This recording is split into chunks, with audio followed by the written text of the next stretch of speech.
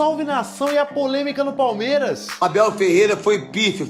Só que os últimos jogos fora de casa não foram bons, né? Escalou mal o time. Foi uma massa. Você vai ver a baita polêmica que tá rolando com o Palmeiras após vexame humilhante contra a LDU. É o que eu falo. Eu falei hoje no Seleção, e de fato é o que é. Você joga na altitude, tem que competir e outra, você tem que ter posse de bola, pô. Não tem que deixar os caras ter posse de bola, os caras gostar do jogo. Você tem que ter posse de bola, pô. Teve bola para o jogador do Palmeiras ali, uma, duas bolas ali, que ele tá com a bola no pé, dominada, pode tocar pro goleiro, resolveu tocar pra lateral. Assim, enfim, dificilmente vamos ver um Palmeiras tão apático como foi esse primeiro tempo. Então a tendência é o Palmeiras melhorar pro segundo tempo. Surpreendente esse 3-0, mas pode ser a verdade, assim, sem clubismo algum, foi uma massa. Foi uma massa. Não foi que os caras acharam 3 gols, não. Cara, que loucura. Mas, tenho fé que o segundo tempo o Palmeiras vai melhorar, porque dificilmente vai fazer um primeiro tempo tão ruim, né? Vamos lá então, que jogaço da equipe do LDU, meteu 3-0, amassou a equipe do Palmeiras. O Abel Ferreira foi pífio, foi o pé de rato aqui na Rádio Craque Neto 17, porque substituiu mal, não fez o time jogar, mas o LDU, uma coisa impressionante, Quinones, esse menino também, Vidia, meu Deus, Vidia Mil, que jogador, que incrível, Alexandre, o goleiro, fez 2 defesas, um amasso do time do Thiago Nunes, que ganhou do São Paulo, ganhou do Botafogo e pode ganhar do Palmeiras e disputar ou com o Racing, para mim com o Racing, ou com o Flamengo. Uma jogadaça do LDU, amassou o Palmeiras, botou o Palmeiras lá embaixo, mas muito lá embaixo. E agora vamos ver como é que vai ser o segundo jogo aqui no Allianz Parque, que a Rádio Craque Neto vai fazer.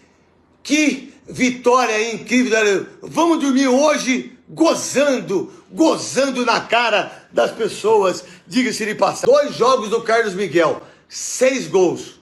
A cada 30 minutos ele tomou um gol.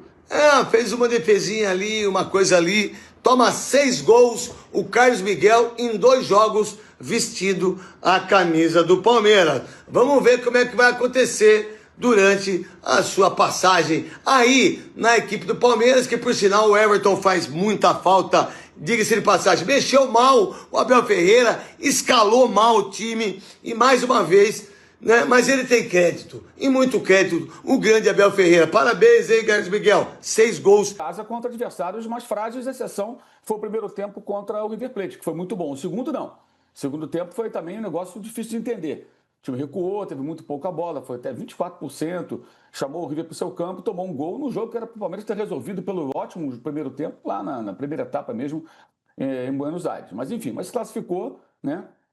Só que os últimos jogos fora de casa não foram bons, né? Derrota para o Bahia, o jogo polêmico do São Paulo, quando poderia ter tomado 3 gols no primeiro tempo, ou pelo menos até o começo do segundo, né? O jogo contra o Flamengo, que ele tomou 3 gols também, né, no primeiro tempo, e agora outra vez 3 gols no primeiro tempo. O que me parece muito claro é que esse elenco do Palmeiras que foi formado é um elenco que praticamente obriga o seu treinador a montar estratégias e formações mais técnicas, menos combativas e um time mais agressivo. E ele claramente está tentando, que eu acho até louvável, fazer com que o seu time seja um time mais propositivo em relação a outras versões que o Palmeiras teve durante seu período como treinador.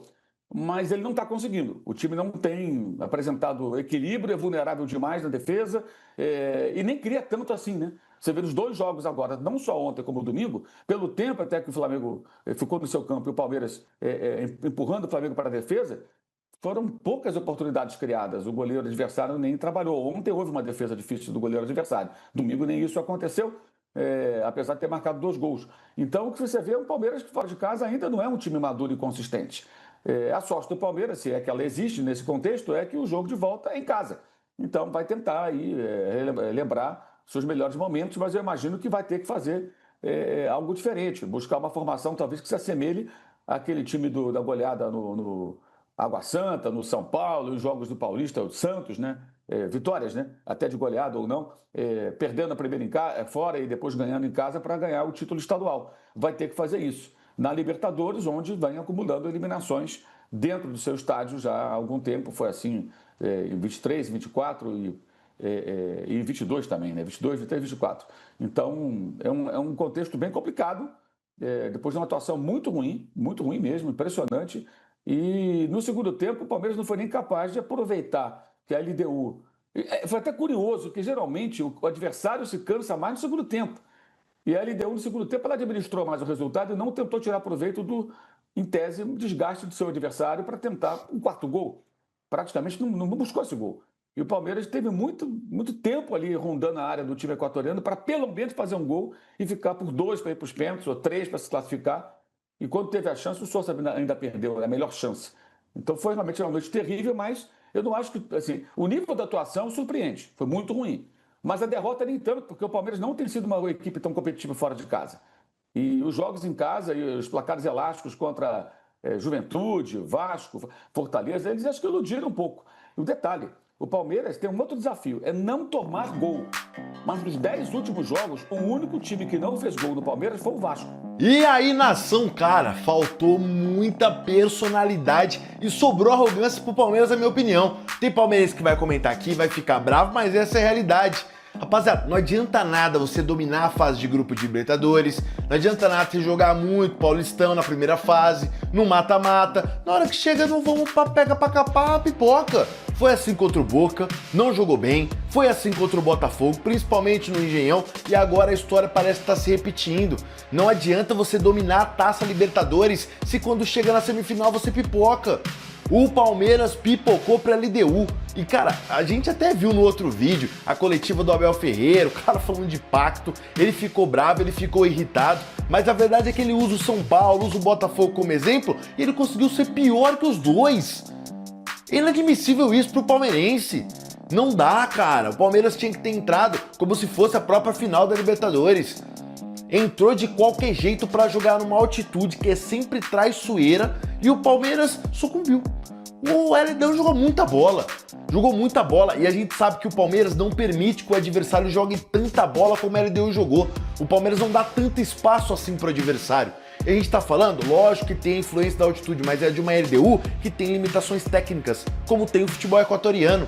Mesmo assim, o Palmeiras deixou a LDU livre, principalmente, como eu falei no outro vídeo, nas pontas. Os caras deitaram e enrolaram e, ó, na minha visão, tudo isso que a LDU jogou, ok, mérito da equipe equatoriana, mas a equipe do Palmeiras pipocou, faltou personalidade.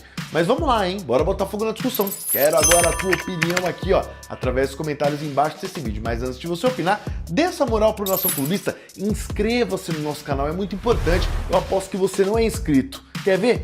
Confere aí se você é inscrito. Se não for, aperta o botão de inscrever-se, assim você nos ajuda produzindo mais conteúdos como esse. E bora encher de muito like esse vídeo. Valeu, até a próxima!